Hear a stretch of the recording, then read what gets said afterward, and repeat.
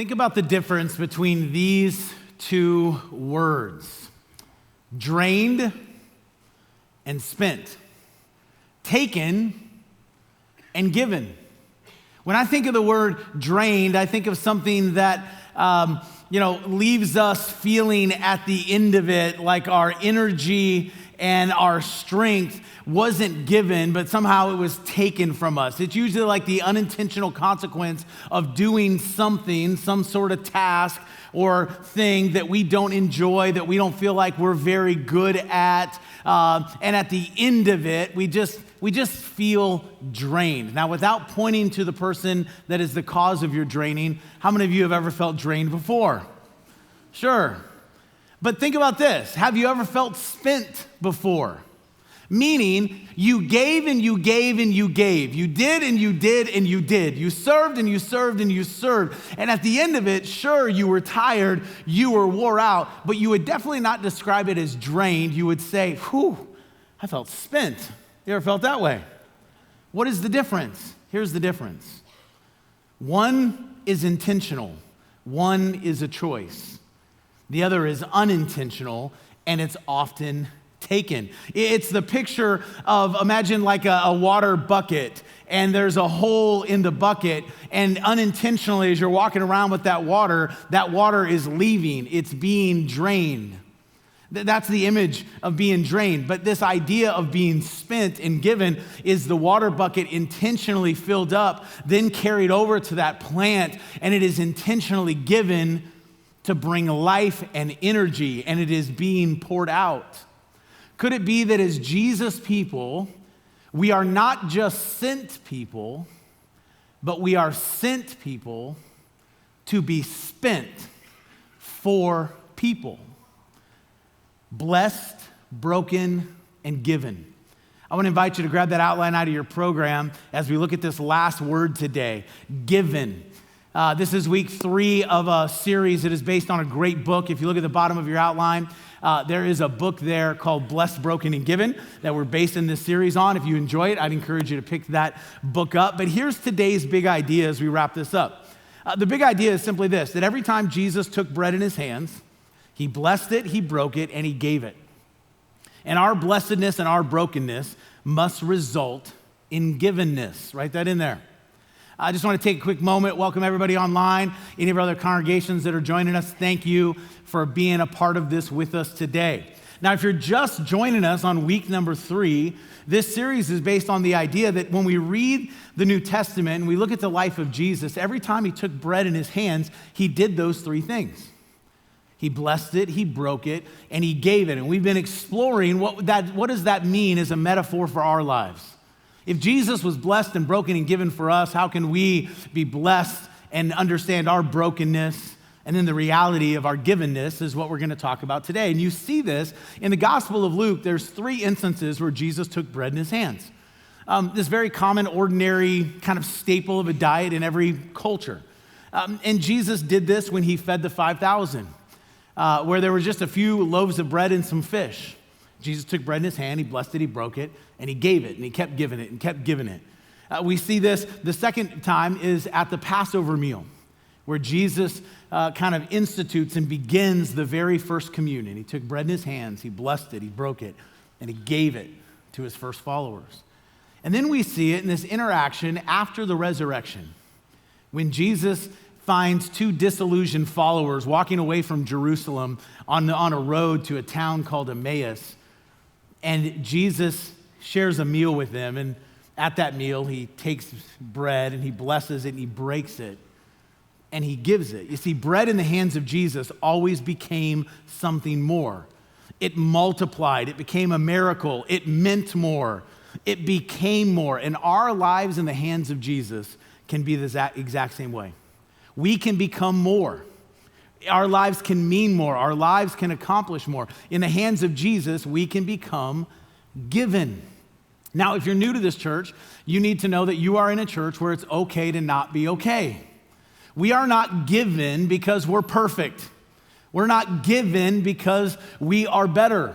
This is a church where we all show up hurting and broken, and it's full of lost and curious and questioning people who are finding hope and healing in Jesus and in his community that he created called the church. And as Jesus heals us and transforms us and changes us, he gives us to others to share our hope and our healing with them. This is what the Apostle Paul is reminding first century Jesus followers about in 2 Corinthians chapter 4. Look what he says here, and we're going to kind of walk through this passage. Here's what the Apostle Paul says to these Jesus followers. He says, but this beautiful treasure. What is this beautiful treasure he's talking about? We're going to pause right there. He says, in other words, it's the gospel. It's the good news story of Jesus. It's his goodness and grace in our life. And look where this treasure is. But this beautiful treasure is contained, say the last two words, in us. When we say yes to Jesus, this amazing, beautiful, mysterious thing happens. That the God of the universe, the creator of all things, he's not just a God out there somewhere anymore. Scripture says that when we say yes to Jesus through his Holy Spirit, he actually takes up residence in here. Now, how exactly that happens, I don't know. And I probably can't explain it real well either. Paul calls it a mystery. But here's what I do know. I've experienced it in my life, and I've watched it in thousands of other people's lives, where all of a sudden God wasn't just out there, but he was real for us right here. He's with us every day in every way. And then look at how we are described. This is awesome. But this beautiful treasure is contained in us, cracked pots. That's who you are. Cracked pots made of earth and clay. We are that kintsugi pottery that we talked about last week, right? The pottery that is broken, that gets put back together beautifully with gold and silver, and now it's actually more valuable than it was even before it was broken. This is a picture of what God does in our lives. He puts us back together, the broken parts and the broken pieces, to tell a bigger, more beautiful story. And why is it God uses broken, imperfect, messed up people like us to tell his story? Here's why. Let's keep reading. So that the transcendent character of this power will be clearly seen as coming from God and not from who? Us, right? In other words, that it is our brokenness and our weakness and our authenticity and our vulnerability that allow others to see God's work in us. One of the most interesting things that I think takes a lot of us a long time to see it this way is that very often the things that we are ashamed of in our life the most, the things that we don't want anybody else to know about us, if we will let God into those places and we will let him heal those things, they will become the very thing that God uses most in our life to tell his story of his goodness and his grace. But as we talked about last week, we have to learn how to give that brokenness over to him. But as we do, it tells a bigger, better story. He goes on to say this: we are cracked and chipped from our afflictions on all sides, but we are not crushed by them. We are bewildered at times, but we do not give in to despair. We are persecuted, but we have not been abandoned. We have been knocked down, but we are not destroyed. We always carry around in our bodies the reality of the brutal death and suffering of Jesus. As a result, his resurrection life rises and reveals its wonderful power in our bodies as well. You see, as we experience the resurrected life of Jesus in us, he gives us for the life of the world. You see, we are blessed, week number 1, as God's image bearers. That's our blessing. And then our brokenness means that we are now his mission carriers.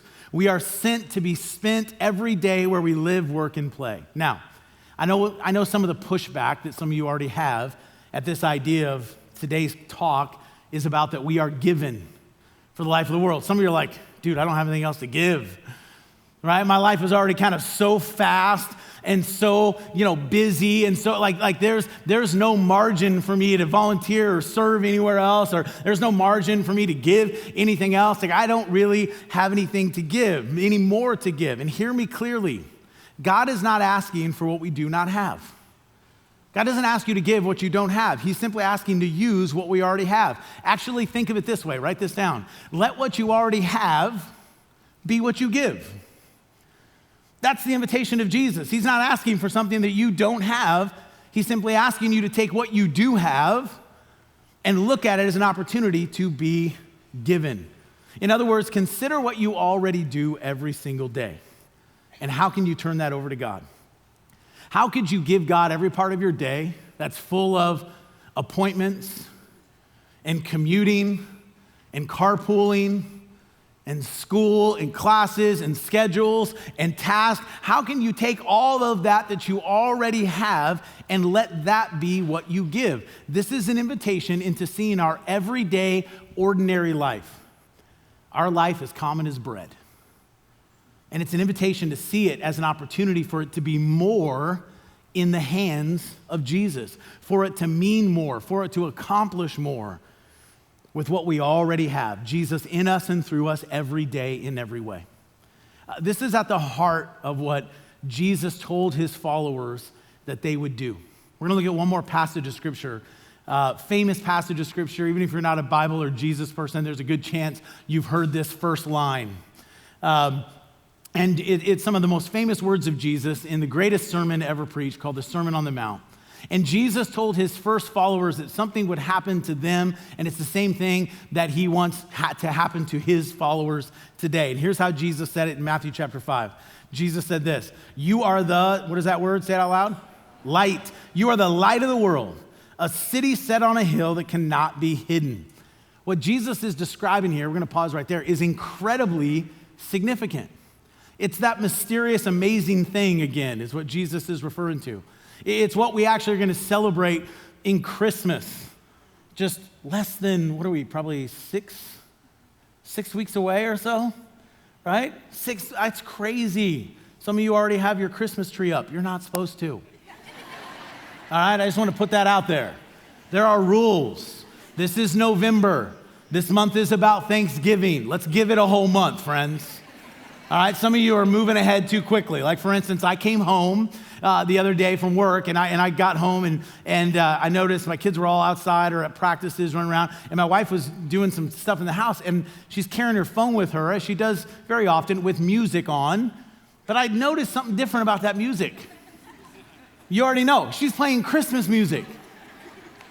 And I'm like, it is early November here. What are we doing? And so we had to have a conversation. She's breaking the rules.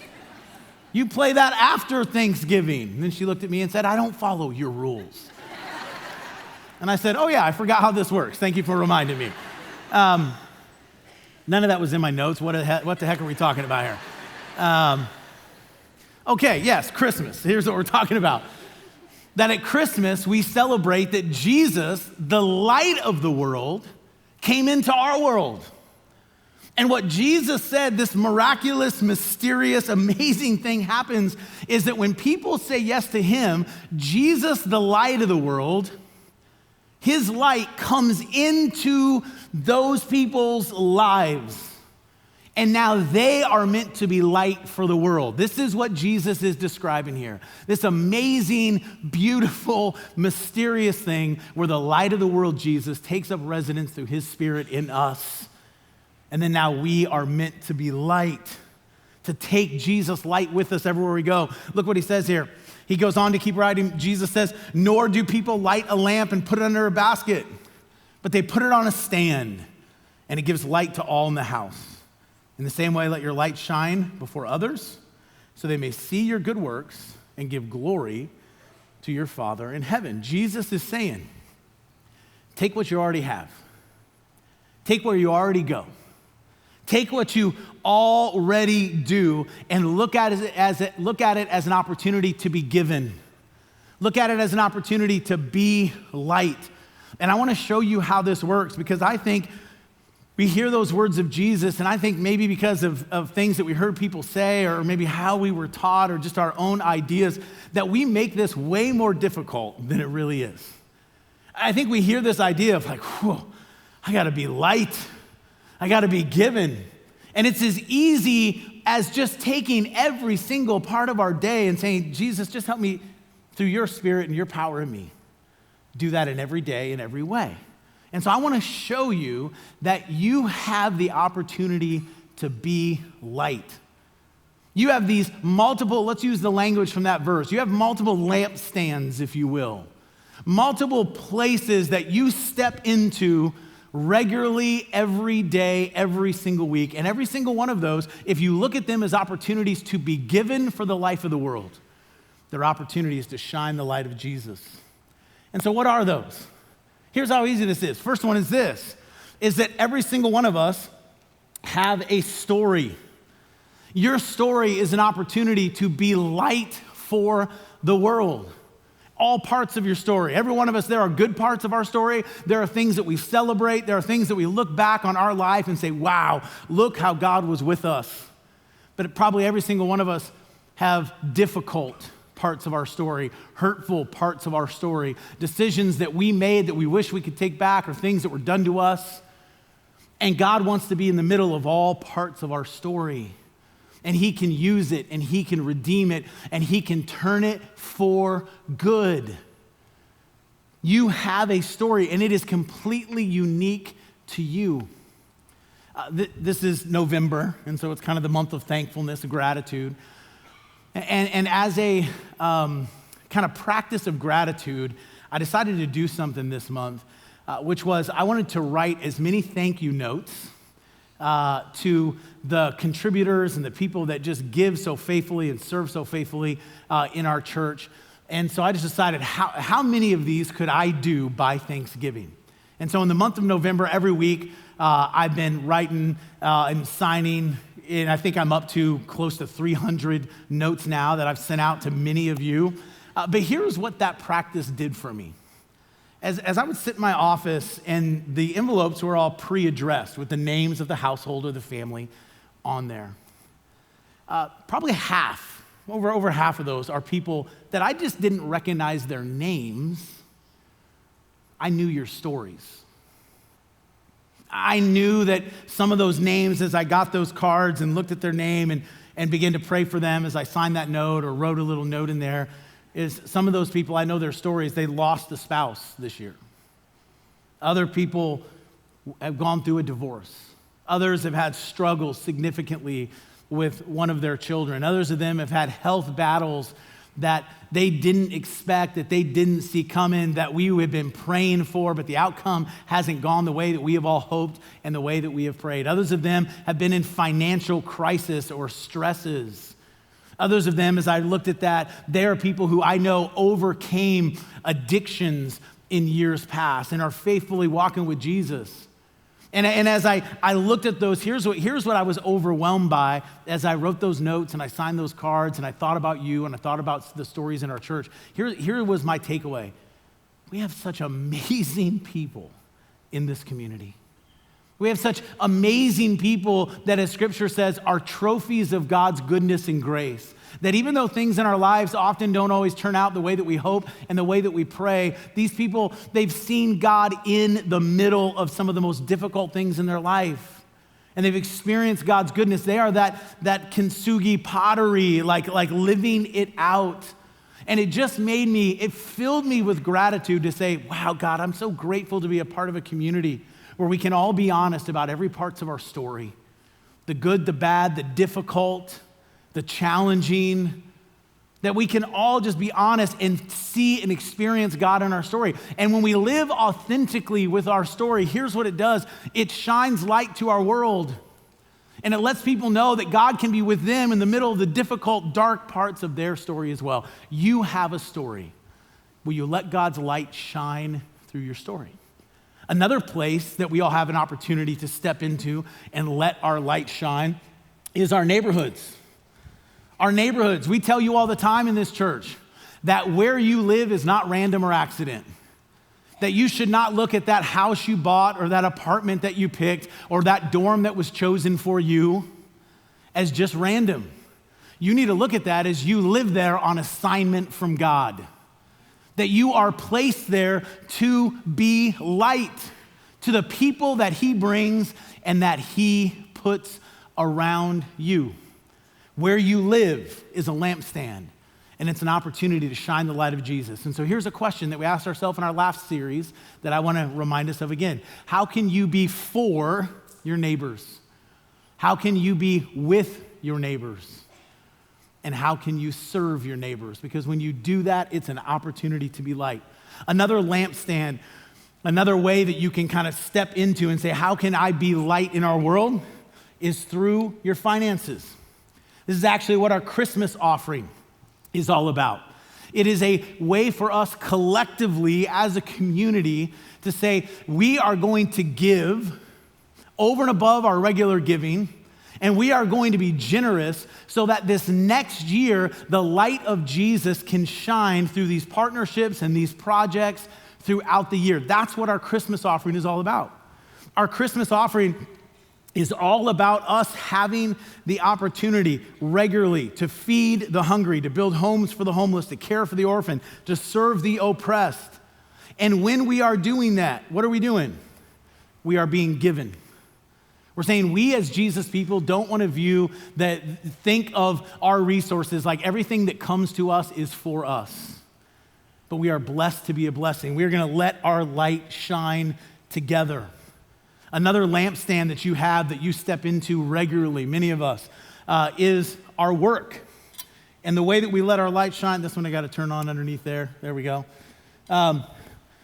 is on our job. And again, I think sometimes we overthink this one and we try and somehow we make it weird, okay? And I know what some of you are thinking right now. Dude, you can't talk to me about living for Jesus on your job. You work at a church, right? It's hard to live for Jesus here, trust me. I mean, you don't know the people I work with, right? Woo, they're the most messed up of us all. So, no, here's the reality though. I haven't always worked in a church. This hasn't always been what I've done. Very first job that I had, property maintenance department for Century 21.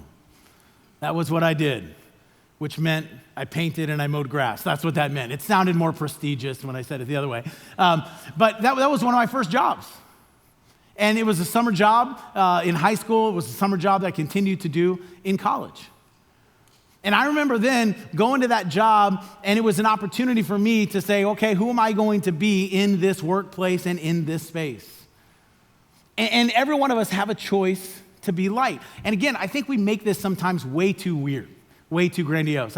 We think, man, if we're going to shine the light of Jesus at our job, we have to do a lunch Bible study. And I'm all for lunch Bible studies if that's what you want to do. Or we think, if we're going to be light at our workplace, we have to do a prayer breakfast. And if that's what you want to do, as long as you pay for it, that's awesome, okay? Knock yourself out. But the easiest way, I think, to shine the light of Jesus on your job, you want to know what I think it is? I think it's just being great at your job. I think it's being a great employee that works incredibly hard, not as if they're working for that person or that company, but as if they're working for the Lord. I think it's to be a great employee that has character and integrity in all things they do. I think it's to be a great employee that says, I'm going to serve the vision and the mission of this company or that boss or that supervisor, and I'm going to do it as if that is my worship to God. Or if you own the business or you own the company, I think it is to do it with excellence and be wildly successful for the glory of God, not for the glory of yourself. I think that's one of the greatest ways you can shine your light on your job. And so this week, step into that lampstand. I love the way that our students are doing this at their schools. There's an opportunity to shine the light of Jesus where you go to school. Middle school students, grade school students, college students, high school students that are doing this really, really well. Let me just tell you one cool little story that you might not know is happening in our church and in our community over the last 2 years, is that our middle school and high school students have started these Christian campus clubs at all of our public high schools and middle schools. These clubs that meet weekly on the school campus to be a place of encouragement, to be a place where they can come together, that they can invite their friends and they can be light on their school campus. Our students are doing this. And some of those school clubs weekly have 50 students showing up, 100 students. They've had weeks at some of those public middle schools and high schools of 100, 150, 200 students that show up at lunch. Let me tell you, the free pizza helps as well. But they're doing it to be light. And you need to know that in this church, and we've said this before, that this church, we just don't focus on you in here and we're babysitting your kids and keeping your students busy over there. In fact, the opposite is true. We're just trying to keep you entertained in here while we teach them how to change the world for Jesus over there. That's actually what we're trying to do here. Because we believe in the next generation, that they have an opportunity, not someday, but right now, at their school, to be light, to step up on that lampstand and say, let me shine Jesus. And how do we do that? Not with waving judgmental fingers, but through the way that we love. That's what Jesus taught us. Another opportunity that we have to shine our light is collectively through the church. If you go buy a light bulb or go buy a flashlight, it tells you how many lumens it is, right? Like it'll tell you 150 or, flashlight 2,000 or all these different things. And the idea is that the more lumens that come together, the brighter it is. This is the way the church is supposed to work. That as Jesus followers come together, that collective light should shine brighter and brighter and brighter in a community, in a city, and in the world. And so we have an opportunity through doing what we do every single week like this, where we come together and we pray those songs and we worship God and we look at his word and say, man, how does that tell us how to live? And we invite our friends and then we go out as everyday missionaries into our world. It's an opportunity for us to be a church. And the goal of our church is that people who don't go to our church would look at our church and say, wow, I'm so glad those people are in this city.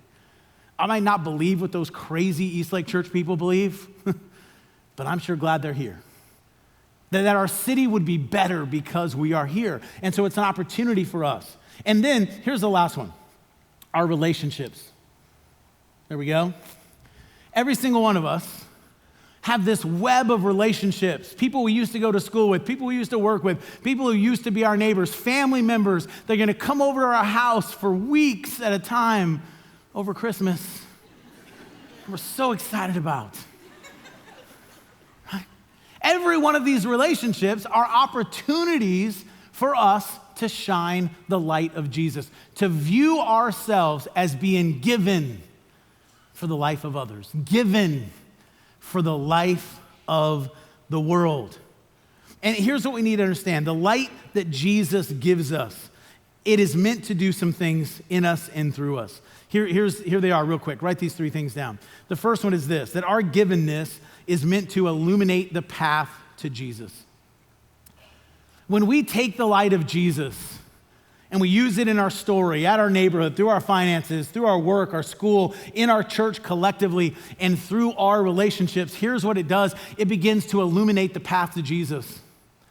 That in a world that teaches us just to focus on ourselves, that all of a sudden, through the way that we live and the way that we love, it begins to tell a bigger, better story called the kingdom of God. And that people would see, you know what, I think there could be more than just this journey to accumulate, just this journey to accomplish for me. It illuminates the path towards Jesus. And as our light illuminates the path to Jesus, here's what it begins to do. Write this down. It begins to influence people toward Jesus. As we let the light of Jesus shine, what naturally begins to happen is people begin to take steps of curiosity toward Jesus. When you're living this out on your job, at your school, in your relationships, here's what you will see. You don't have to force awkward conversations about Jesus. You don't have to walk out here and go, well, okay, the application of this message is, I got to go up to Fred tomorrow. Say, Fred, let me tell you about Jesus. Because Fred might not want to know about him, okay? And that can be really weird and really awkward. And unless Jesus, speaks to you and tells you to do that, I'd recommend that you probably don't. But here's what I've discovered in my life constantly, from the time that I started walking with Jesus in high school till today, that I always have a lot of friends who are not Jesus followers yet. And that's how I view it. And I view it as my job in those friendships to love like Jesus, to serve. And I just believe God creates those opportunities and those conversations. And here's what I know. If you do that, you will see it happen. Because they will ask you things. They will begin to say, hey, why do you do such a good job all the time? You know we don't have to work that good, right? Why do you do that? And then you could say, well, it's because I'm not really working for them. I'm working for him. Like that's how I view it, because I follow Jesus. I mean, why are you always generous like that? I'm always seeing you pick up the tab, buy lunch, be generous. You're always talking about this thing that you're giving to at your church and things. I mean, why are you generous like that? Why in the world did you forgive them after they did that to you? How could you possibly forgive someone like that? You'll have an opportunity to talk about Jesus. How are you able to keep your faith in the middle of all that you're going through right now? How are you able to do that? You see, as our friends move closer to Jesus and find Jesus, then here's what happens. Write this down. We begin to impact communities for Jesus. This has always been God's plan for redemption. God's plan is that cities and communities and ultimately our world would be impacted through people living as light, coming together as light in this thing that Jesus called the local church. And that then in whatever lampstand or whatever stage God gives us, we would be people who would take his light into the world on whatever stage God gives us. Let me give you one last example of somebody doing this that I think is really crazy and unique and awesome and weird and all these things together. There's a musical artist named Kanye West, married to Kim Kardashian, pop culture icon. And let me be clear, I don't personally know Kanye West. Even though I look like I'm really into hip hop music, I don't really know his music either, okay? But here's what I do know. What I do know is that it sure seems like the light of Jesus has come into Kanye West's life in a pretty remarkable way. Because for the last year, he's been talking about Jesus and what Jesus has been doing in his life and how Jesus has been transforming his life in almost every interview he's had. He's talking about how he reads the Bible regularly and is trying to live now according to God's word. He started something this last year called a Sunday service. Where he got his musical friends and group together and they went out into like the Hollywood Hills and started having service on Sunday, and celebrities and movie stars and music, industry people have been going out there and being a part of this. He just released an album called Jesus is King, and he rented out the Forum in Los Angeles over the last several Sundays and has been holding his Sunday service where people can come to it. And tens of thousands of people have gone, a few people that I know in our church. And he's friends with pastors who I know love Jesus. And he's had some of those pastors at the end of his concert get there and talk about Jesus. And he talks about Jesus. And here's what's crazy. At the LA Forum the last several weeks, hundreds of people each week have given their life to Jesus and started following Jesus. That's amazing. Yes, I think so. And here's what I would say. When I first saw this, I'll be honest, this is a really bad thing. I was pretty skeptical. I'm like, Kanye West? And real quick, I felt the Spirit of God speak to me and say, why would you not celebrate anytime the light of Jesus begins to come in someone's life? And they're being isn't this what we teach and preach and pray for and talk about? That the light and the life of Jesus would come into hearts and lives and would change them. And then if those people are taking that light and stepping onto whatever stage God has given them and saying, I am going to shine and show and share the light of Jesus, as Jesus people, we should celebrate the heck out of that every single time it happens. Absolutely we should. Now, as we close this out, here's what I know you're thinking. Well, I'm not famous like Kanye. And you're right, you're not, and I'm not either. And so we can think what we're gonna go do tomorrow doesn't matter because we're not renting out the LA Forum, right? Let me just tell you, what you do tomorrow matters as much, if not more. Because here's our final thought today. Go and write this down. God isn't impressed with stages. God is impressed with the stewardship of the stages that he's given. God isn't more impressed with Kanye West than you. You might hear me say that as I stand on this stage, but here's what I want you to know. That the stage you're gonna walk in tomorrow, that cubicle, that office, that school, that hallway, that dorm you're going back to today, that shipyard you're going to, that base that you're going to, that stage is way more important than this one. This stage only exists to serve you in your stages, which is way more important than this one. And so tomorrow, here's what I'm asking you. Will you let your light shine as you step onto those lampstands and stages? And what did Jesus say we don't want to do? We don't want to be people that hide it under a basket, right?